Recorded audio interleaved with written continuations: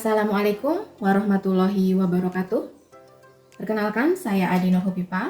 Saya dosen program studi S1 Informatika, Fakultas Ilmu Komputer, Universitas Amikom Purwokerto.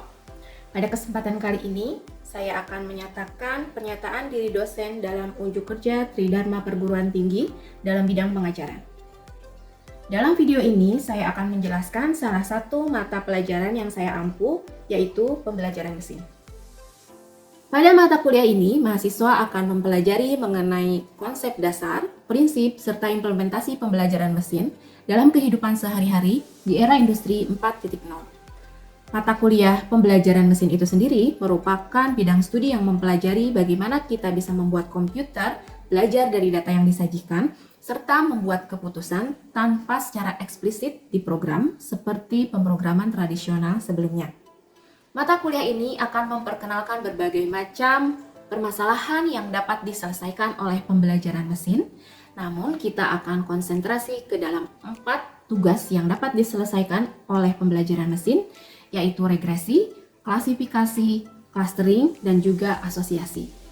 Mata kuliah ini juga akan mempelajari tentang algoritma-algoritma yang biasa dipakai untuk menyelesaikan permasalahan tersebut, juga akan mempelajari metode-metode evaluasi, serta bagaimana kita bisa meningkatkan performa dari model pembelajaran mesin. Selanjutnya, saya akan menyampaikan beberapa hal yang berkaitan dengan mata kuliah pembelajaran mesin, mulai dari capaian pembelajaran, materi, sistem atau metode pembelajaran, interaksi dalam pembelajaran, serta sistem penilaian. Berikut adalah capaian pembelajaran pada mata kuliah pembelajaran mesin. Capaian pembelajaran pada mata kuliah ini tentu saja terdiri dari 3 aspek, yaitu aspek afektif, kognitif, dan juga psikomotorik. Pada aspek afektif atau sikap, mahasiswa diharapkan mampu menginternalisasi semangat kemandirian, kejuangan, dan kewirausahaan, sesuai dengan visi misi program studi. Mahasiswa juga diharapkan mampu menunjukkan sikap bertanggung jawab atas pekerjaan di bidang keahliannya secara mandiri. Selanjutnya, pada aspek pengetahuan, capaian pembelajaran yang ingin dicapai adalah mahasiswa mampu menguasai teori pembelajaran mesin, meliputi konsep dasar pembelajaran mesin, dan model-model algoritma, serta penerapan pembelajaran mesin pada era industri 4.0. Sedangkan pada aspek psikomotorik, ada 2 hal yang kemudian menjadi capaian, yaitu capaian keterampilan umum dan juga capaian keterampilan khusus. Untuk keterampilan umum, mahasiswa diharapkan mampu mengambil keputusan secara tepat dalam konteks penyelesaian masalah di bidang keahliannya, berdasarkan hasil analisis informasi dan data yang diperoleh. Selanjutnya, untuk aspek keterampilan khusus, mahasiswa diharapkan mampu menerapkan pembelajaran mesin dengan mengimplementasikan algoritma dengan beberapa pendekatan, yaitu pendekatan supervised learning dan unsupervised learning. Capaian mata kuliah secara spesifik adalah sebagai berikut. Yang pertama, mahasiswa mampu menjelaskan konsep dan peranan pembelajaran mesin di era industri 4.0. Yang kedua, mahasiswa mampu menelaah model-model algoritma yang digunakan dalam pembelajaran mesin. Selanjutnya, mahasiswa juga mampu menyimpulkan hasil penggalian informasi dalam big data atau data mining menggunakan algoritma pembelajaran mesin. Dan yang terakhir, mahasiswa diharapkan mampu memecahkan masalah real dengan menggunakan metode pembelajaran mesin yang sudah diberikan dengan menggunakan bahasa Python. Selanjutnya, materi pembelajaran yang diberikan adalah sebagai berikut. Di awal pembelajaran, mahasiswa akan diperkenalkan pada konsep dasar juga prinsip-prinsip dasar pembelajaran mesin. Selanjutnya, mahasiswa diperkenalkan pada struktur, karakteristik, dan bagaimana cara mengolah data. Selanjutnya, mahasiswa akan diperkenalkan pada berbagai macam permasalahan di dunia real yang melibatkan pembelajaran mesin yang akan kami pelajari pada mata kuliah ini difokuskan pada 4 tugas pembelajaran mesin, yaitu tugas regresi, klasifikasi, clustering, dan juga asosiasi. Untuk algoritma regresi yang diperkenalkan kepada mahasiswa adalah linear regression, multiple linear regression, support vector regression, decision tree, dan random forest. Selanjutnya, untuk algoritma klasifikasi, diperkenalkan KNN, kemudian logistic regression, naive bayes classifier, decision tree classifier dan neural network, dan juga support vektor mesin. Ada satu algoritma clustering yang kami pelajari yaitu K-means. Yang terakhir adalah permasalahan asosiasi yang pada hal ini kami berfokus pada market basket analysis menggunakan algoritma a priori dan ECLAT. Di akhir pertemuan, mahasiswa diperkenalkan pada berbagai macam metode evaluasi dalam pembelajaran mesin dan juga bagaimana cara meningkatkan performa dari model machine learning sehingga kita akan mendapat model yang lebih baik. Selanjutnya, untuk sistem pembelajaran, saya akan menjelaskan tentang struktur perkuliahan pembelajaran mesin dengan kode PSIF W031. Jumlah SKS mata kuliah ini adalah 3 SKS yang terdiri dari 2 SKS teori dan 1 SKS praktikum, di mana 1 SKS adalah terdiri dari 50 menit tatap muka, 60 menit belajar mandiri, dan juga 60 menit tugas terstruktur. Mata kuliah ini dipelajari pada semester 4 atau semester genap, dan sifatnya adalah mata kuliah wajib. Untuk jumlah pertemuan pada mata kuliah ini terdiri dari 16 kali pertemuan, yaitu 14 kali teori dan praktikum, 1 kali ujian tengah semester, dan 1 kali ujian akhir semester. Selanjutnya, interaksi yang dilakukan dalam pembelajaran ini dilakukan secara sinkronus, baik itu di kelas maupun itu di laboratorium, dan juga secara asinkronus melalui berbagai platform, yaitu misalnya WhatsApp Group, Zoom Meeting, kuliah online Amikom, Google Class, dan berbagai platform yang mendukung pembelajaran untuk visualisasi, simulasi, dan eksperimen. Kami menerapkan beberapa model pembelajaran, diantaranya adalah Discovery Learning, Cooperative Learning, Problem-Based Learning, dan Project-Based Learning. Dalam Discovery Learning, kami mengharapkan mahasiswa dapat menemukan sendiri apa yang kemudian dipelajari, tentunya dengan berbagai macam stimulus yang diberikan oleh dosen. Untuk Cooperative Learning, mahasiswa diharapkan dapat bekerja sama baik dengan dosen maupun dengan mahasiswa lainnya dalam menjawab berbagai macam permasalahan yang diberikan oleh dosen di dalam kelas. Selanjutnya, untuk problem-based learning, dosen akan memberikan berbagai macam permasalahan ataupun mahasiswa dapat mencari permasalahan-permasalahan yang berhubungan dengan pembelajaran mesin sehingga dari permasalahan tersebut mahasiswa dapat mempelajari berbagai hal ataupun bahkan sampai mempelajari solusi dari problem tersebut. Yang terakhir adalah model project-based learning, di mana mahasiswa diharapkan dapat membuat sebuah karya sederhana berkaitan dengan permasalahan yang dipecahkannya dalam pembelajaran mesin. Untuk mendukung model pembelajaran ini, ada beberapa metode yang dilakukan dalam pembelajaran, yaitu pertama adalah curah gagasan dan diskusi, kemudian studi kasus dari berbagai macam permasalahan yang disajikan, kemudian karena mata kuliah ini berkaitan dengan berbagai macam algoritma, maka diperlukan berbagai demonstrasi untuk menunjukkan algoritma-algoritma ini berjalan. Oleh karena itu, kami juga memberikan tutorial agar mahasiswa dapat melakukan atau menjalankan algoritma-algoritma tersebut di dalam praktikum. Dan yang terakhir, metode pembelajarannya juga kami dukung dengan simulasi dan beberapa macam eksperimen, baik itu di kelas maupun di laboratorium. Untuk penilaian, terdapat beberapa macam teknik penilaian yang dilakukan, yang pada umumnya yang saya pakai adalah 2 bentuk, yaitu non-tes dengan cara observasi dan juga unjuk kinerja mahasiswa, dan yang kedua adalah tes dengan uraian berstruktur. Untuk penilaian itu sendiri didasarkan terhadap beberapa indikator dan kriteria. Saya sendiri telah membuat 33 indikator untuk menilai keberhasilan pembelajaran pada setiap CPMK yang dituangkan pada RPS. Kriteria penilaian juga disesuaikan dengan masing-masing indikator pada ketiga aspek penilaian, yaitu aspek afektif, kognitif, dan juga psikomotorik. Berikut adalah contoh indikator penilaian untuk pertemuan ke-16 atau ujian akhir semester.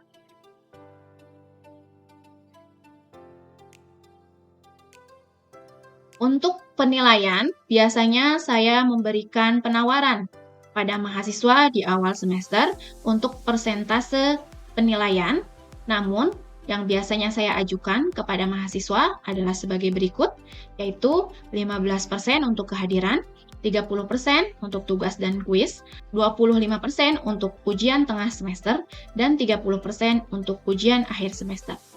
Ujian akhir semester kami buat dalam bentuk proyek akhir, sehingga mahasiswa di akhir semester sudah dapat membuat suatu model pembelajaran mesin yang dapat mereka implementasikan ke dalam kehidupan nyata. Demikian pemaparan deskripsi mata kuliah pembelajaran mesin. Selanjutnya, berikut adalah cuplikan kegiatan belajar mengajar saya di kelas untuk pertemuan 11 pembelajaran mesin yang membahas tentang clustering dengan menggunakan K-means. Oke, bismillahirrahmanirrahim. Assalamualaikum warahmatullahi wabarakatuh.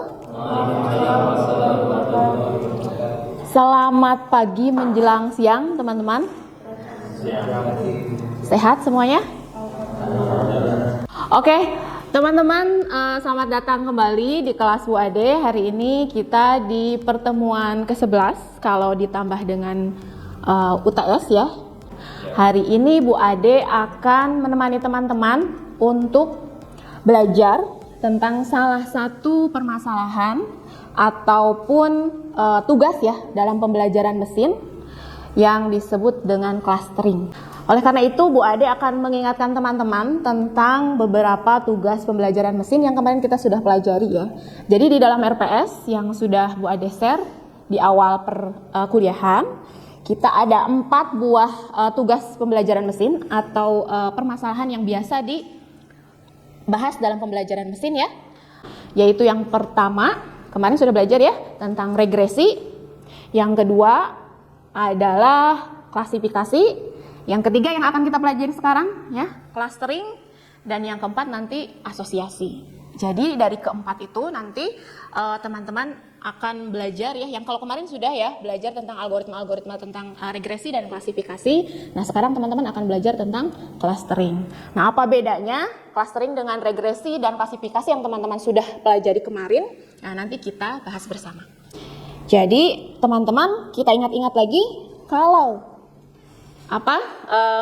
regresi ya, ingat-ingat kalau regresi adalah tugas pembelajaran mesin yang kita itu mau memprediksi ya, memprediksi sebuah nilai. Misalnya apa? Misalnya kita mau memprediksi harga saham besok. Kan nilai ya gitu. Misalnya berapa harga sahamnya, 2.000 misalnya per lembar misalnya gitu. Atau 2.500 dan lain sebagainya. Jadi nilai yang diprediksi ya. Kalau klasifikasi sesuai namanya itu keluarannya atau prediksinya adalah kelas ya. Jadi bukan nilai berapa ribu besok sahamnya itu, tetapi misalnya besok itu sahamnya naik atau turun. Nah, itu kan kelas ya. Kelas naik sama kelas turun. Atau misalnya ada pakai 3 kelas Bu, yang satunya bukan netral tapi apa? Tetap gitu ya, atau stabil gitu. Nah, yang sekarang clustering, nah itu apa nanti kita bahas. Nah, ini dulu ya, kita lihat dulu pokok bahasan yang akan kita pelajari hari ini, yaitu konsep dasar clustering. Nah, kita akan mempelajari salah satu algoritma yang kita gunakan untuk menyelesaikan masalah clustering. Ya, algoritmanya adalah algoritma K-means, yang ini adalah algoritma yang paling sederhana sebenarnya di dalam algoritma clustering. Gitu. Jadi kita belajar yang sederhana-sederhana dulu aja gitu ya. Nanti setelah itu kita explore untuk algoritma-algoritma yang lebih kompleks gitu ya. Nah, yang ketiga kita juga akan lihat contoh soal dan aplikasi K-means ya. Oke. Goalnya teman-teman nanti harus mampu menerapkan konsep dasar clustering dengan menggunakan K-means ini ya. Insya Allah nanti teman-teman akan sangat berguna. Ini K-means untuk kedepannya teman-teman mempelajari khususnya data mining ya, seperti itu. Oke, kita masuk ke definisi dulu. Oke, untuk definisi biar tidak langsung ke definisi formal. Teman-teman sudah pernah mendengar kata clustering? Nah, cluster aja deh. Apa itu cluster? Yang ada di kepala aja, nggak usah apa namanya? Nggak usah rumit-rumit definisi ya. Tapi cluster itu apa? Rumah. Perumahan. Yang seperti apa perumahannya? Kalau cluster tuh rumah-rumahnya kayak gimana? Pembagian sesuai kelas. Cluster, ya pembagian sesuai kelas itu berarti ini ya definisi ya yang tadi sebut. Kalau tadi yang rumah tadi gimana rumahnya? Kalau di cluster rumahnya kayak gimana? Hampir-hampir mirip ya semuanya ya. Jadi dikelompokkan, terus dia maksudnya tuh dia itu rumahnya itu satu tipe, betul tidak? Iya, makanya disebut ini klaster. Klaster apa? Misalnya klaster cendana, ini klaster apa gitu ya. Klaster melati misalnya dan lain sebagainya. Nah, itu ada satu intuisi itu tentang klaster. Ada lagi?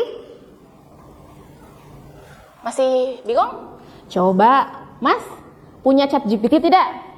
Di HP? Nah, oke, silahkan Mas tanya sama ChatGPT. Apa itu clustering? Mas ChatGPT atau Mbah ChatGPT, apa itu clustering? Itu ya. Atau Mas Gana, ada HP-nya kan ya? Coba buka definisi clustering di misalnya, sebenarnya clustering itu belum jadi ini ya, belum jadi kata bahasa Indonesia serapan. Oleh karena itu kalau mau mencari berarti bukan di KBBI mungkin. Misalnya carinya di Oxford Dictionary. Atau carilah clustering itu apa gitu ya di Google dengan mudah. Gimana Mas? Silahkan dibaca clustering itu apa? Clustering adalah sebuah teknik dalam analisis data yang digunakan untuk mengelompokkan data menjadi kelompok-kelompok yang serupa berdasarkan kesamaan karakteristik atau atribut tertentu. Oke. Sudah paham belum? Terhadap definisi tersebut. Dengan definisi tersebut. Lumayan. Jadi apa sekali lagi? Ada beberapa poin ya. Pertama, clustering adalah Sebuah teknik dalam analisis data teknik dalam analisis data untuk mengelompokkan data menjadi kelompok-kelompok yang serupa. mengelompokkan data agar datanya itu serupa. Lalu? Berdasarkan kesamaan karakteristik atau atribut tertentu. Nah, berdasarkan kesamaan karakteristik dan atribut tertentu. Jadi dia mau dikelompokkan nih datanya ya, tetapi yang sama atributnya atau fiturnya. Nah, itu namanya proses clustering. Nah, sekarang misalnya di kelas ini aja deh. Kan Bu Ade mau mengelompokkan teman-teman misalnya berdasarkan sekarang fashion busana yang sekarang digunakan. Misalnya seperti itu ya. Misalnya kelasnya yang pertama adalah casual ya, santai. Yang kedua formal. Yang ketiga misalnya sporty ya. Bisa membedakan kan ya? Nah, coba teman-teman mana yang menurut teman-teman aku sekarang pakai baju yang formal. Acungkan tangan. 2 saja. Yang kedua, yang casual. Tunjuk tangan. 1, 2, 3, 4, 5, 6, 7, 8, 9. Mana yang sporty? Merasa dirinya sekarang berpakaian sporty? Tidak bisa mengidentifikasi dirinya sendiri. Ada yang sporty nggak? Sporty itu misalnya teman-teman pakai hoodie bisa dikatakan sporty ya. Tapi dalamnya Mas Janang ini pakai ini ya. Pakai apa namanya? Pakai jas juga ya. Bukan jas, apa sih namanya? Kemeja juga ya. Jadi dia antara sporty dan formal gitu ya. Dan formal. Jadi tidak bisa mendefinisikan dirinya sendiri. Mas, kenapa merasa diri pakai pakaian formal sekarang? Ya karena formal gitu. Kenapa? Karena pakainya alma mater. Pakai alma mater, jas alma mater. Mas ya? Sama. Ada yang lain nggak? Misalnya sepatunya, oh iya pakai sepatu pantopel. Tadi yang mana yang merasa diri casual tadi? Coba, ini nunjuk-nunjuk. Mbaknya apa? Casual juga? Enggak. Mbak, casual kenapa? Santainya apa? Terlihat santainya itu, identifikasi diri santai itu apa? Simple. Cuttingan bajunya misalnya simple gitu ya. Terus pemilihan warnanya juga ini gitu ya. Dan lain sebagainya seperti itu. Nah, itu tuh teman-teman itu adalah mengklasterkan diri sendiri ya. Walaupun seharusnya nanti diidentifikasi dengan fitur-fitur yang lebih relevan ya. Mengklasterkan diri sendiri berdasarkan fitur-fitur yang teman-teman tadi identifikasi. Misalnya potongan bajunya apa tadi? Simple gitu ya. Oh, kalau misalnya pakai jas berarti dia formal gitu ya. Oh, kalau misalnya pakai hoodie, pakai sepatu kets misalnya ya, berarti jadinya sporty gitu ya dan lain sebagainya. Nah, itu artinya kita mengclustering data ya. Datanya apa? Datanya ya diri kita sendiri tadi ya. Seperti itu. Kalau definisi formal silakan teman-teman bisa baca ya dimanapun tadi, misalnya Masnya bisa nanya ChatGPT, bisa nanya tadi apa namanya? Oxford Dictionary ya, ataupun di jurnal-jurnal yang lain bisa. Jadi intinya tadi ya, kita mau mengkelompokkan data berdasarkan similarity atau kesamaan. Similarity itu kesamaan ya, kesamaan fitur gitu. Nah, pada umumnya ya atau secara umum algoritma clustering itu ada beberapa ya, yang secara umum ada 4 ya, yaitu connectivity model, centroid model, distribution model, dan satunya lagi adalah density model. Nah, yang akan kita pelajari adalah cara-cara bagaimana menyelesaikan clustering dengan algoritma K-means. Tadi kita sudah belajar sedikit banyak tentang konsep clustering. Ada pertanyaan dulu sampai di sana? Belum? Oke, kita lanjutkan dulu ya. Kalau belum ada pertanyaan ya. Kita masuk ke algoritma K-means-nya ya. Sekali lagi untuk definisi teman-teman, nanti Bu Ade tugaskan untuk membaca referensi ya. Yang pada umumnya K-means itu adalah bagaimana kita mengkelompokkan data tadi ya. Berdasarkan, nah ini si K-means ini masuknya ke tipe data yang centroid base ya. Jadi berdasarkan kedekatan dengan titik pusatnya, betul, centroid yang tadi gitu. Jadi kita lihat titik pusatnya di mana, tinggal kita hitung apanya? Jaraknya antara data-data tersebut ke titik pusatnya. Mana yang paling dekat? Kalau misalnya si data itu lebih dekat ke titik pusat kelas pertama, berarti dia jadi kelas pertama. Kalau dia lebih dekat ke titik pusat kelas kedua, maka dia jadi kelas kedua dan seterusnya gitu. Nah, prinsipnya gampang ya. Nah, teman-teman perhatikan karena gampang, jadi tinggal memperhatikan alurnya saja. Oke? Yang pertama, langkah-langkahnya. Yang pertama adalah kita menentukan koordinat titik tengah setiap klaster, atau yang bisa kita sebut juga dengan centroid. Apa?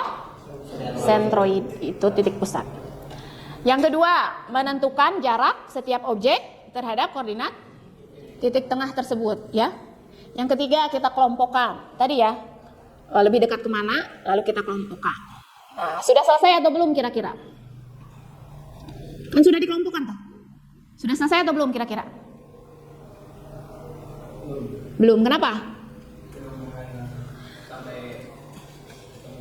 Kenapa? Suruh mulai laginya kenapa? Sampai data tidak simpel lagi. Tidak apa?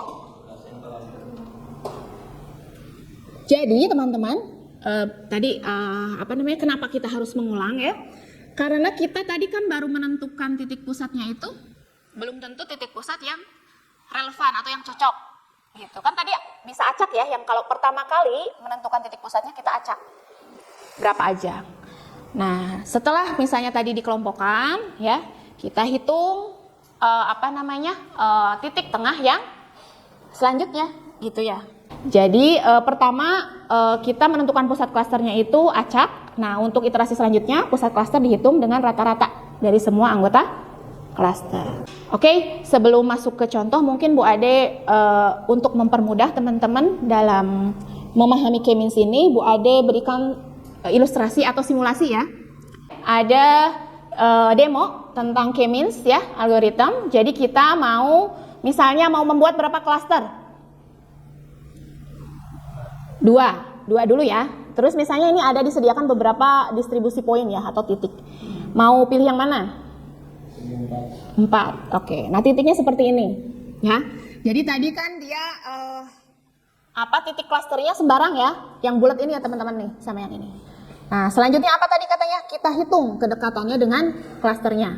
Ya, jadi tadi udah dihitung, makanya yang merah-merah ini masuk ke yang bawah ya.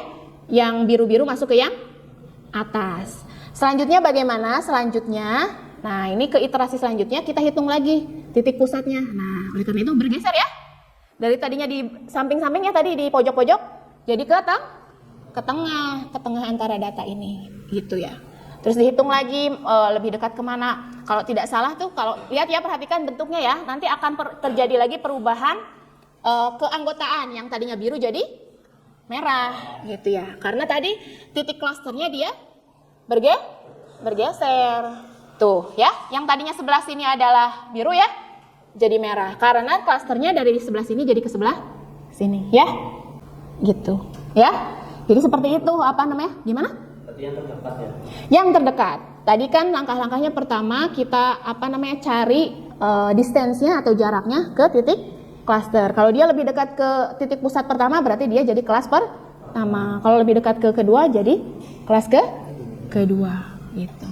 Oke, sekarang Bu Ade coba lagi, misalnya kita tambahkan jadi klasternya jadi 3. Nah, titik ini ada di sini. Kalau kita iterasikan lagi langsung jalan.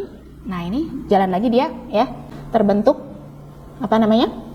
Klaster yang lain kayak gitu. Oke, ada pertanyaan dulu?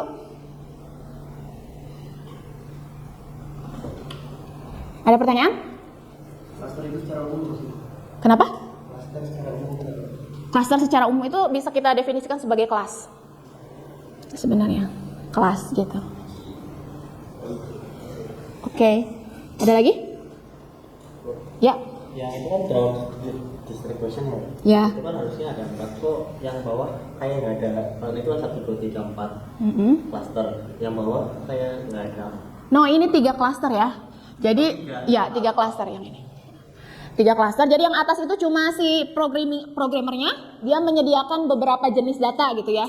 Jadi kalau Bu ada yang klik di sini nih, ada data pertama bentuknya seperti ini, ada data kedua seperti ini, data ketiga seperti ini, keempat seperti ini. Ya. Ini juga ada satu lagi link ya, nanti buat tugas nanti dari Bu Ade. Ya, untuk dicoba. Seperti itu. Oke, ada pertanyaan lagi? Belum ada?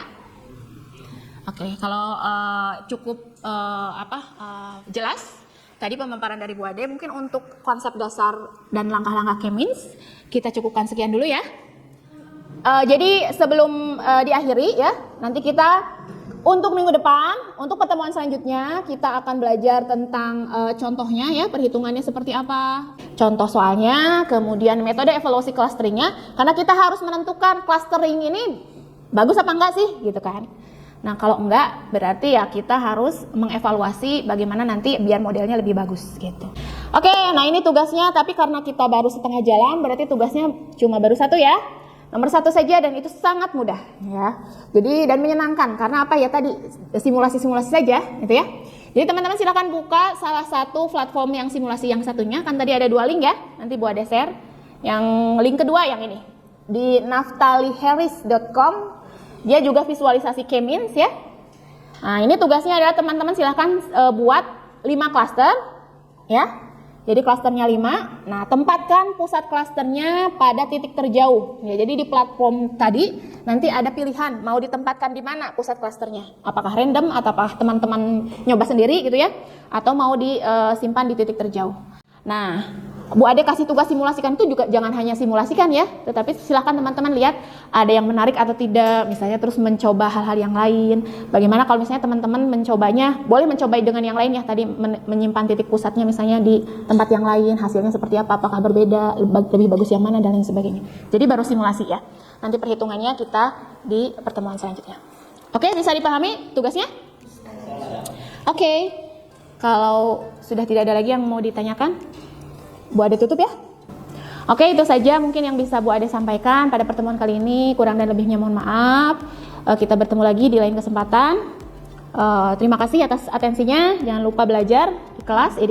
Belajar secara mandiri maksud Bu Ade. Nanti kita ketemu lagi di pertemuan praktikum juga. Itu dari Bu Ade. Saya tutup. Assalamualaikum warahmatullahi wabarakatuh. Demikian video ini saya buat, semoga dapat memberikan informasi yang diperlukan berkaitan dengan pembelajaran yang saya lakukan di dalam kelas, khususnya kelas pembelajaran mesin.